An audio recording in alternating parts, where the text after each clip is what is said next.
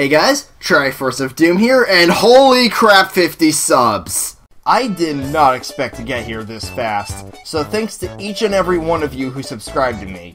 In celebration of this achievement, I'm going to be talking about the games I first played back when I was still learning how math squares work. Yep, this is a nostalgia list. As a result, these games aren't necessarily ranked by how well they hold up today, more so how much fun I remember having with them or how they shaped me as a gamer today. For this list, I'm not using one per franchise, but don't worry, there's plenty of variety. With that said, time to go down memory lane.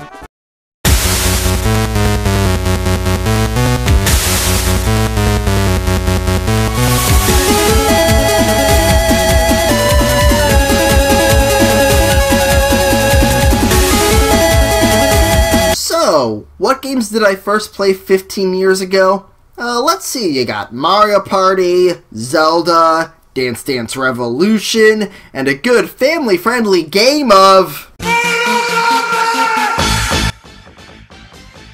Now, I got into gaming at around the age of 5, and yes, Mortal Kombat Deception was one of the first games I played on the Xbox, alongside Halo and a few other games. There were two things I mainly remember from playing this game as a kid. Never being able to get past the combo tutorial in Conquest mode, and chess combat. The latter being the mode me and my brother would always play due to how much we loved chess at the time. Of course, our mom found out that Mortal Kombat, of all things, had a blood toggle, so we couldn't knock each other off the stage for stage fatalities.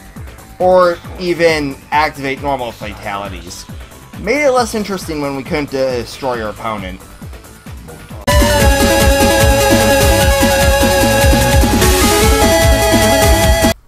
Minigame time! So, some of you are probably wondering, what's a Fusion Frenzy? Well, it's a minigame collection for the Xbox that is really fun. While there is a free play option like most minigame collections, the mode I always played with my brother was Tourney mode, which is more like a minigame Grand Prix actually, what with having you go through 3 to 7 zones while gaining as many points as possible. Of course, I wouldn't play this if the minigames weren't good. While there are a few duds, most minigame collections have one or two, the majority of them are fun. You've got beating the crap out of each other with either fists or character-specific weapons, beating the crap out of insects so they don't eat your giant burger, or if you're in a trolling mood, beating the crap out of your opponent's burger, beating the crap out of other people in the most intense game of tag where the person who's it has a bomb. Oh yeah, and sumo with cage balls and competitive DDR. The list goes on. Of course, one game that has to be one of my favorites is where you need to jump and slide to avoid getting knocked into death water.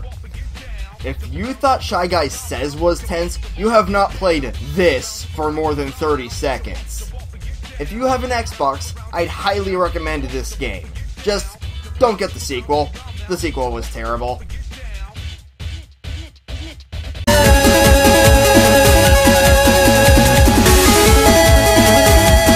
Ladies and gentlemen, the reason I got into rock music.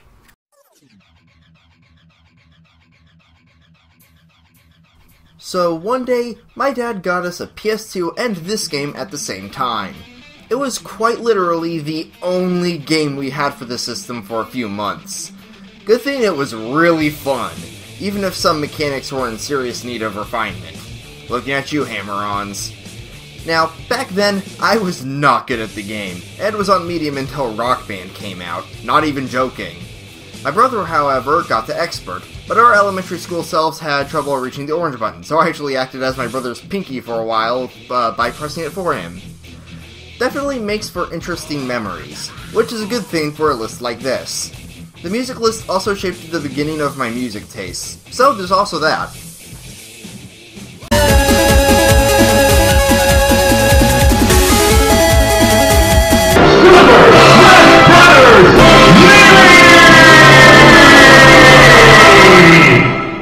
Oh, fuck the hell, yes.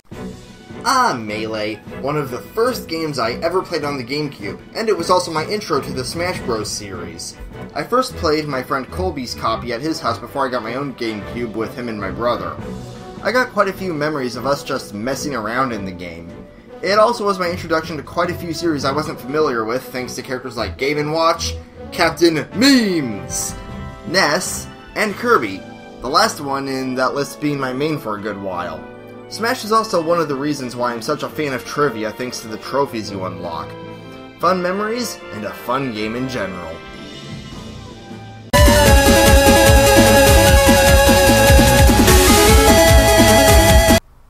Waka waka, mother effers! Pac-Man World 2 was a game that introduced me to everyone's favorite yellow ball, and is a great intro at that. Sure, it follows the typical platformer level tropes with grass, ice, volcano, and water, but the way it handles level flow is really fun. Trying to collect every fruit, Galaxian, and token is a fun challenge, especially in levels like the ice skating one. When the Galaxians give you unique mazes based on the level, that's a nice treat as well. Of course, most of my memories that aren't of the, tougher moments are what the tokens get you. Hi there, Pac Arcade. Oh, you need tokens to work? Well, I wouldn't mind playing some mini-games. Wait, almost every classic Pac-Man game? If you'll excuse me, I've got some 100%ing to do. Maybe I'll finally beat that stupid Ghost Bayou level.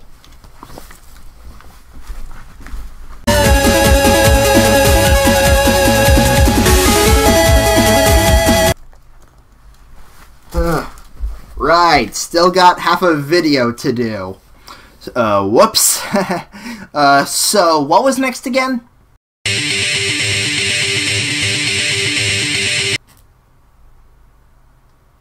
So, for those of you who didn't see my soundtrack list, I put this game very high up, with one of my reasons being that this game is one of the reasons I got into techno music.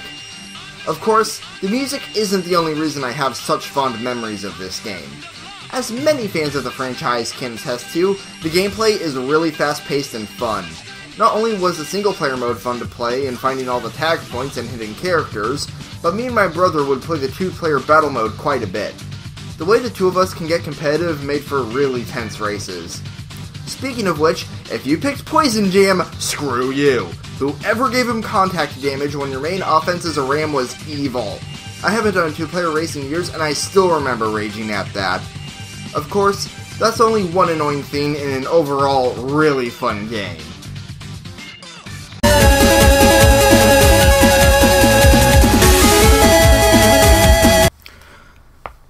So, if you can't tell from me making a whole list on them, I love Mario RPGs, and considering this one was my first RPG ever, go figure that role-playing games are my favorite genre. Ah, the Thousand-Year Door, what many consider the pinnacle of the Paper Mario series, and I am right there with them. It did a great job improving on the first game's mechanics, and had a very unique setting and story to boot. The partners are lovable in both personality and utility. Each chapter is so unique that each one sticks out to me, with Chapter 3 being one of my personal favorites. I love me some Battle Gauntlet levels like the Glitz Pit. And while the pacing does have some flaws, I can easily overlook those since the good points heavily outweigh the bad. The game isn't perfect, but it's one of the more important games in my life, and it's only number 4.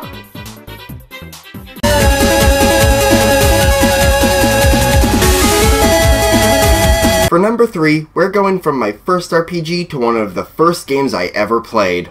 Ladies and gentlemen, welcome to Wave Race. This game has quite the history for me. It was one of the first games I ever got for the Nintendo 64, and I would play the crap out of it.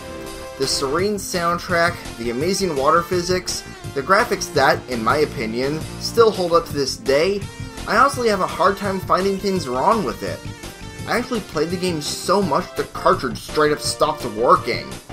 That was a sad day for little 6 or 7 year old me. So you can imagine the absolute look of glee I had when I played it at SakuraCon 2016. I felt like a kid again. And then there was my reaction to it being on the Wii U eShop. I think I actually squeaked harder than when Mega Man was announced for Smash, and that is not easy. If I ever just want to relax, I just pop in Wave Race 64 and listen to the main menu music. Pure bliss.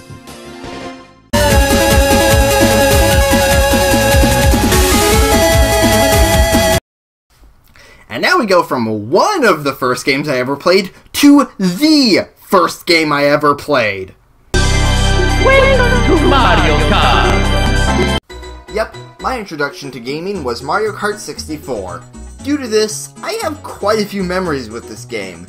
Getting every possible trophy sing, including the 4th place bomb car, me and my brother and my dad playing battle mode, with my dad usually winning, and all of us playing in races, and my dad winning. My dad is really good at this game when he's on a CRT TV. Flat screens mess with his perception when it comes to old games, so that's basically the only way I can beat him at this installment.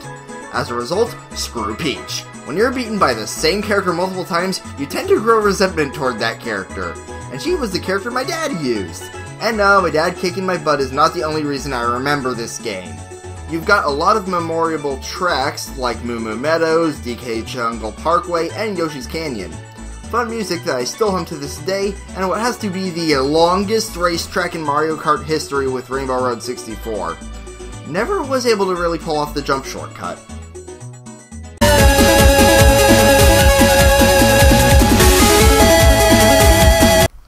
So we've covered a game that leaves me in bliss every time I play it, my first game ever, and my first game in my favorite genre.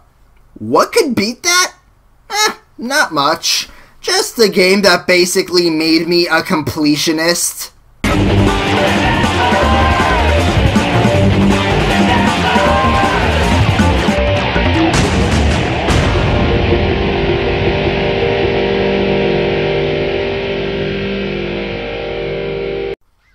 Sonic Adventure 2 Battle is yet another first for me, being my introduction to Sonic. Most of my early memories with the game are playing the 2-player battle modes with my brother and my friend Colby, where his copy was how I first played it, much like with Melee. Once I got my own copy, I was dead set on getting every mission beaten. Then that turned into wanting to A-rank every level. Still trying to do that. Curse you, personal skill level! When it comes to memories involving my own copy, raising a set of Chow named after characters from the book series Pendragon is way up there. Me and my brother were mainly treating our hero Chow named Bobby to try to beat all the karate tournaments when we ended up losing our memory card. Anyone who has spent enough time in the Chow Garden likely knows how pained me and Micah were about that. The next memory card, corrupted by the way, could not catch a break back then. Of course, I'm still trying to 100% the game on both my current memory card and on Steam. I've gotten every non-treasure hunt level down to a science. I have so many memories, both old and new with this game, that I don't think I'll ever stop playing it, which is why it's the one I reminisce about so much. What are your most nostalgic games? Tell me in the comments, and here's to what the next videos have in store. This has been the Triforce of Doom, and thank you so much for helping me reach 50 subscribers. You have no idea how much this means to me. Peace out.